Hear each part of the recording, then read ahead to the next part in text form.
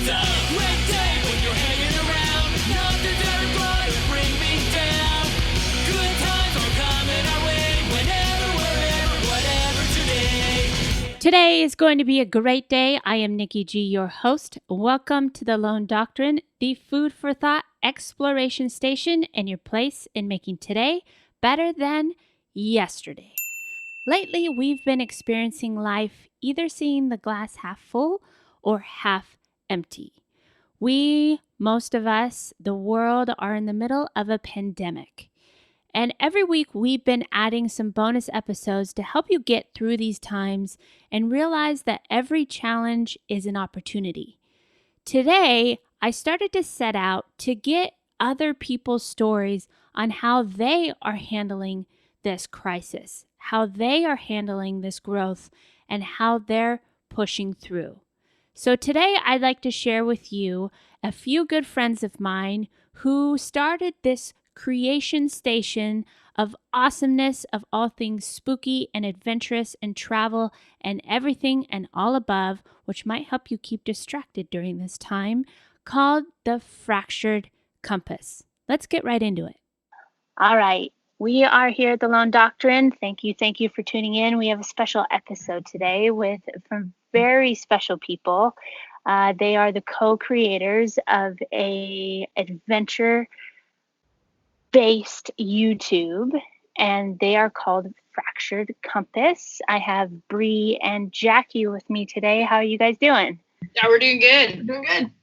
Excellent. How are you? I am doing well. Day by day, Groundhog Day is what I call it lately. Oh, yeah. Yes. But I know a little about you guys, but I wanted to allow you to make a little introduction to our listeners to kind of tell them what you guys do and who you are as creators. And then we'll kind of dive into some exploration on some good food for thought. So fill us in on what you guys do. Well, we basically, our Fractured Compass, we started it about 2.5 years ago. We started in travel and then an adventure, and then basically fell into events, and then kind of found our niche in the Halloween world. The haunt community is strong. Yes. With our followers. So now we are basically, I wouldn't even say neck deep. We are like at the bottom of the ocean over haunt, and so that's pretty much our niche right now is just all things spooky. But we still do travel. We just kind of make it, we go to strange and unusual places. Just try to provide some basic coverage of it. And especially, I think the thing that we're kind of focusing on now is how these things are made and trying to give creators a platform to, voice how they do their art, because it's a growing industry, and I don't think a lot of people realize how big like the Halloween industry is. But it's not just about like scare actors, it's a year-round job for creators, and that's what we've been kind of focusing on lately. So that's a nutshell. Now, for our listeners who may not be familiar with what haunt is, can you guys kind of expand on what haunt is, what this whole Halloween theme park thing is? If you're specifically saying haunt, you're usually talking about Knott's Scary Farm. That is the Halloween haunt and the original Halloween haunt, and that's where Jackie and myself do work seasonally for Knott's Berry Farm.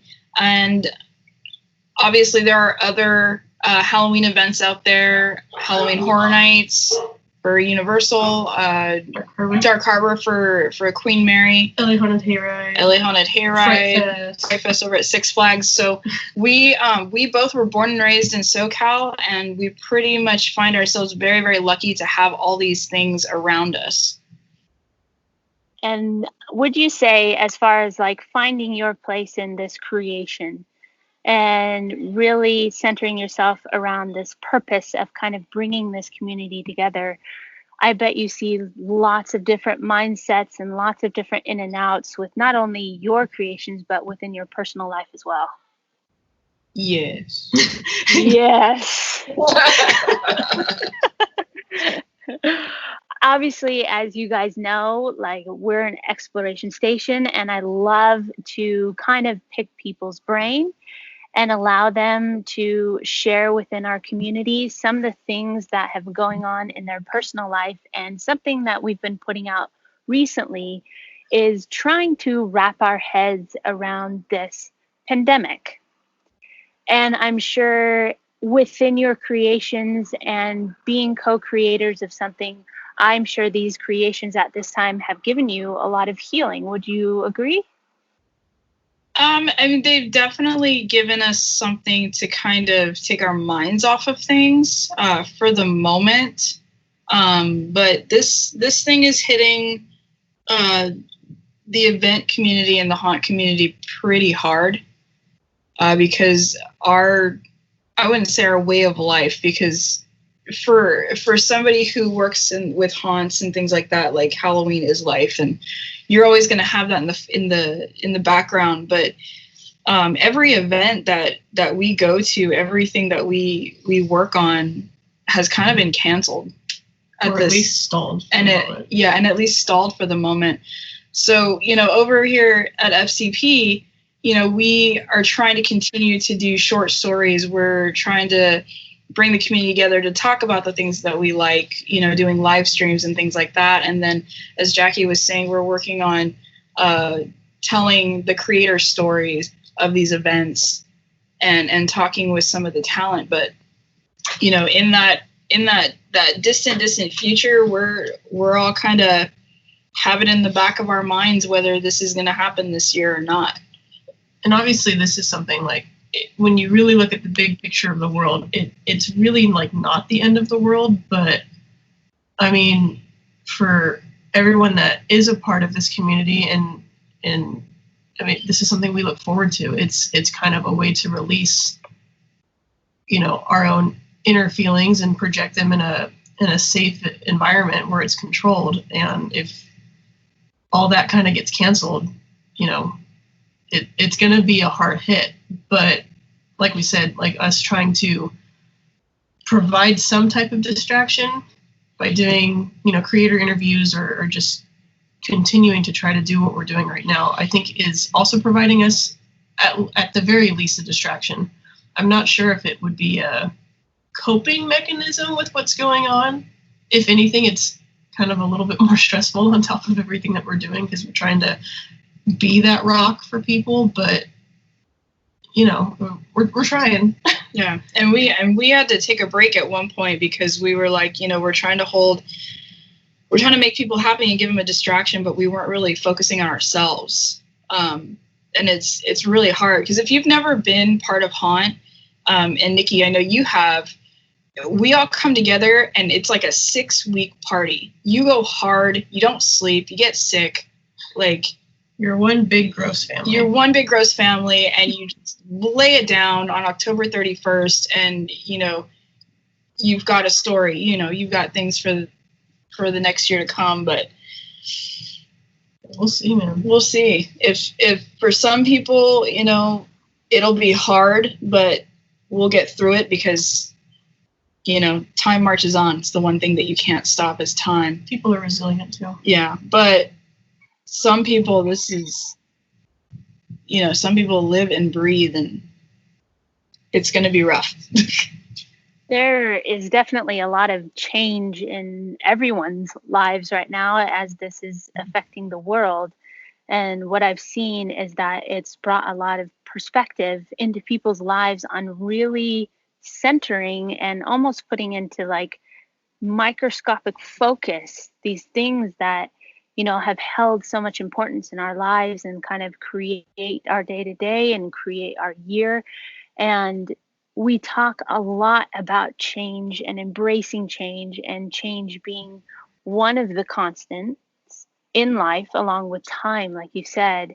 And I'm sure with the stress of everything and with having to kind of pivot with your creations, I can say, as someone that also supports your channel, that having done that and being in a mindset of giving, whether realizing it or not, can bring so much healing, because you're becoming the helpers in a very difficult situation. And by doing that, although it seems as though it's just a distraction, there's stress involved, what you're giving to your community is so important. And by leading by example, I hope that anyone who's listening to this can also feel that whatever you're doing, whatever you're creating, if you're home with your family, however these life changes has made you have to pivot, all of those little things are so important. And then we add in this whole chaotic mixture of emotions. What have you guys been feeling personally through all this? You want to answer it first? I think I have a small answer to this. Go ahead. I've seen a lot of stuff going around. Let us adjust. I've seen some stuff going around Facebook and social media and even the news. It's like, this is the time to be productive, and this is the time to, fix that thing in your house that's broken or learn the skill that you wanted to learn. But I don't think that a lot of people are taking into consideration that this can be viewed as a traumatic event and something that has, like you said, it's put into microscopic perspective that of what's really important. But because it can be a traumatic event for some of us or a lot of us, I want to emphasize that this time right now is not a productivity race. This is something that we all have to handle in our own ways.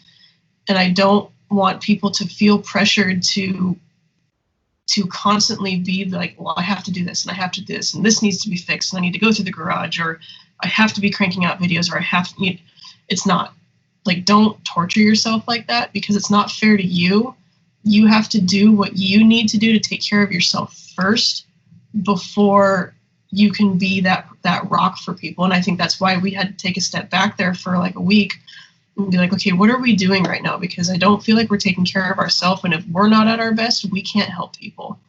And I just want to emphasize that because it's such a weird Twilight Zone time that is very confusing, and it's just strange. It's really strange. Everything that we're accustomed to and is normal for us has gone out the window, especially people that live and breathe to be around friends and to be social creatures. This is not the time to force yourself to try to do something, because it's not going to work out. You need to do it on your own time and when you feel that you're ready. So I wanted to kind of throw that out there, because you don't have to be doing all this stuff. If you need to take a day or a week or however long to figure out why you're feeling a certain way or what's going on in life, or if you need to make those reevaluations, do it. You need to take the time to take care of yourself. And I think that, listening to a podcast like this and being able to adapt and adjust to those changes is a good thing. But at the same time, like, people need to be gentle with themselves right now, because, we are all kind of stuck at home. Even if you're essential, you go to work and you come right back home and you have that extra, layer of worry. Like, do I have it? Did I get it from somebody? Did I give it to someone? There's so much going on. Be gentle with yourselves right now. Be kind to yourselves and understand that, like, yeah, we might all be in this together, but all of our boats are different. Some people are in yachts and some people are on the Jack and Rose raft from the Titanic. That's me. That's a very, very great reminder. I feel so many times that people feel like they have to be perfect and they have to be strong and they can't be sad and they can't face these emotions because they've been told so long it's imperfect. Like, you have to be a certain way. But part of getting through something like this is realizing that we are going to experience all these emotions, and that's okay, as long as we keep pushing forward. And that doesn't mean you have to go out, like you said, and be super productive and do all these things and have this long list of achievements. Some of your quote unquote achievements is going to be your mental health, your well-being. Sometimes that's the way we're most productive, because as you've noticed, you had to take a step back because you needed to fill your cup. And because you did that, coming back to help people, you're that much more able and clear and aware to genuinely help people instead of running yourself thin. So everybody's going to have that different dynamic. Everybody's going to kind of have to take the time, or at least the journey, to figure out what that means for them. But sharing your message really helps, at least me, and I'm sure some of the other listeners really resonate with, you know, how people are feeling, how we can, you know, be gentle with ourselves, like you said. What about you, Bree? No, Jackie pretty much said everything. Is just, you know, I'm still going to work. I'm still going out there. I'm trying to be that strong person for my family, because I am the less susceptible to what's going on. But at the same time, like, how do I know? You know, Right.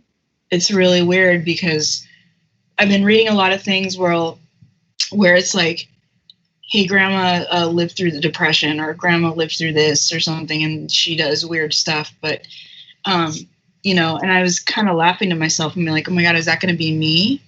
Like in 30 years where, you know, I'm constantly washing my hands, or not really being too close to people, you know, in public spaces, and, you know, trying to get used to how the new world is working right now. Putting orders online and then waiting for a confirmation for a time to go pick it up. Like that's just the reality of the world right now. And that's how it's going to be for a while, I think. So I think, you know, like Jackie said, you have to be gentle with yourself, and you have to take a step back, because our learning curve of the new world has been very, very short time. You know, we've had to basically adjust in about a week. Everything shut down, and then everybody kind of like shifted a little bit and said, how can we do this? And this is how it is. You know, we walked up to a store last week and they're like, sorry guys, you got to order online and then get your confirmation and then come back, instead of just being able to go in, even though it was a store that sold food and drink products. So I think a lot of people are just kind of, I don't want to say in a zombie state, but just kind of shell-shocked a little bit from how fast we've had to adjust. And I think it's, you know, to add like the tiniest bit of humor in this, I think we were all pretty much like, oh yeah, we can do 2 weeks, no big deal. But I saw something online the other day, and I know I kind of bashed social media a few minutes ago, but it was Uno cards that said draw four, draw four, draw four, draw four. And that's what's kind of been happening to us, is we were initially like, okay, yeah, we can do 2 weeks. Like 2 weeks isn't a big deal. And then it became 2 more weeks, and then it became a month. And now we're kind of in this perpetual, like, draw four, draw four, draw four. Like they just kind of keep adding time for the reasons that they're doing it. But like you said, the learning curve has been so fast. It's been we very had to adapt and change so quickly that I think people like kind of had whiplash, and maybe kind of now are starting to be like, okay, like this makes more sense to me. But you know, I know you talk about change a lot on the podcast and being adaptable, but this really was like getting hit by a train, because it happened so quickly, you know, just overnight. Done. And I know there are states that are going to be opening up on May 1st, and there's a lot of other states going like, I don't know if I want to open. I don't know if a second wave is going to come. You know, past history, 1918 Spanish influenza, the second wave killed more people than the first wave. And we're looking at everything. And I don't think where I work, because my work deals with mass quantities of people, they're saying we're not even going to open up till next year. But we can't. Unless they figure out stuff. Now, I'm not talking about like little stores and things like that, and the way that life is going to go back to normal. It's not going to be possible. There are so many what ifs, and where are we going to be, and where are we, and what day is it, and so many different things that we're all going through. And even the other day, I was like, today is Wednesday, and it was Saturday, and I swear it was Wednesday. And and it's just so many things all at once. And, you know, we can talk about all the differences and what this person's going to do, and are we going to open up? And what I want to kind of end this on is as you've been experiencing something like this, and as you had to make these drastic changes very suddenly, we like to give our listeners, along with your story and along with your journey, some of the like practical and actionable things you've been doing to kind of help you push through, to help you cope, to help you be gentle with yourselves. So if I could get 3 or 4 or more off the top of your head, we'll call it a lightning round, and we'll go back and forth of something you've been doing, whether it be exercise or drawing or any of those type of things. Even if you think of it insignificant, it probably still is very important. So about 3 or 4 things that you've been doing to help get you through this time. So let's go with Bree first. Takeout. Takeout. All right. Any particular takeout that's been better than others? Pretty much Chipotle. It does help. Nice. Takeout is a normal thing for us, and since we can still have it, within the guidelines of 6 feet apart and all this stuff, takeout, man. All right, Jackie. There's, I think, 3 big things. The first one is running. Like, I hate running, but there's something about being able to just put headphones in and turn the music up really loud and take the dog and just go. And I feel like it burns off a lot of aggression and feelings that I try to keep at bay. So running has been a big thing. Becoming more close with the instruments that I play. I do play the drums, and that's something that has helped, but I've actually picked the guitar back up and have been trying to be a better student to it. And then being creative, writing, drawing, just anything even if it's escapism at this point, if it's going to help you, go for it. Excellent. What about you, Bree? 2 more. I've been learning to play basically snare and drumline, and I've been focusing on that. And I've also been using my creativeness to make things. Whether I sew like a little doll, I'm starting to make candles right now. So I'm just trying to learn new skills that I've always wanted to do and never really had the time to do it because I was going out to a lot of events and a lot of things, and now I am not. Well, you guys have been awesome, and I love that you were willing to come on the podcast and share your story. And for anyone that is interested in following you, how can they find you? Ooh, we are everywhere. We got Instagram, we got Facebook, we got YouTube, we got a Patreon, we got a Twitter. If it exists, we probably have it. And it's at Fractured Compass, correct? That's, at Fractured Compass for Facebook and Instagram, and then Twitter, I think it's FRACT_compass. Excellent. We'll also leave those in the show notes so you guys can tune into their channel and see everything that they're creating. And again, thank you to the both of you for being here and sharing your actionable and practical tips, and for your honesty and supporting your community as well as ours in getting through this event. And we're in this together in our own unique ways. And, I wish you guys good health and to be well and to keep creating and to keep fighting the good fight. Thank you, thank you, thank you. Thank you. You are awesome. One of the most important things I thought and I took from that was being gentle with yourself. During this time, we'll have a pull of needing to meet perfection or having to go through this great change. And sometimes we will, and sometimes we won't, and that's okay. Everybody's journey is different. Everybody is going to push through differently. But the most important thing is to be gentle with yourself, be gentle with the journey, and continue doing the things that's going to keep you mentally and physically fit.